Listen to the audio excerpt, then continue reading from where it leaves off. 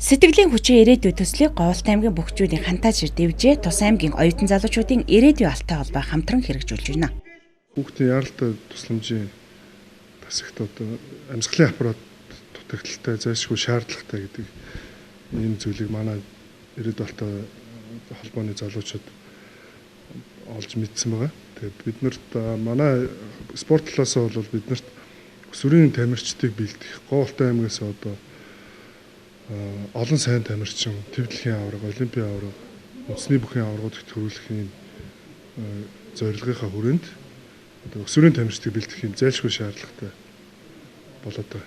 Тэгээд өсвөрийн тамирчдыг бэлтгэхийн тулд бол спорт сургалтын төвөж байгуулах шаардлагатай гэж үзээд бидний хэсэг залуучууд манай дэвжээний удирдлага, ирээдүйн алтай оюутан залуучдын холбооны удирдлагууд хамтарч хуралдаад энэ зорилгоо нэгдээд энэ төслийг зохион байгуулж байгаамаа.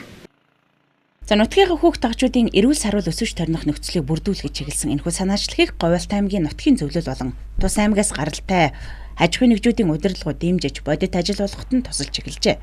Тиймээс хантаашир дэвжээний бөхчүүд болон мэрэгжлийн уран бүтээлчид хамтарч талархалтын тоглолт зохион байгуулахаар бэлтгэл ажлаа базааж байна. Тоглолтын найруулагчаар Маск продакшны жүжигчин Монгол Улсын гавь жүжигчин Мөнх сайхан ажиллаж байна.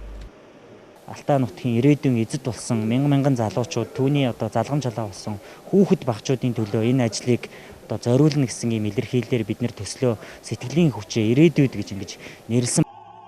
За тоглолтод хантаашир дэвжээний улс аймгийн золтой бөхчүүд аядуугаа өргөхөөс гадна Монгол Улсын гавь жүжигчин Жаргал сайхан Ган зориг Батболд урлагийн гавь сэтгэлтэн Баярбаатар зэрэг мэрэгжлийн олон уран бүтээлчид оролцож байгаа юм. Сэтгэлийн хүчээ ирээдүйд цахим тоглолт энэ сарын 27 буюу шинийн 15-нд Цэнхэр дэлгэцээр түмэн олондоо хүрнэ. Тэмдэглэлгүй болох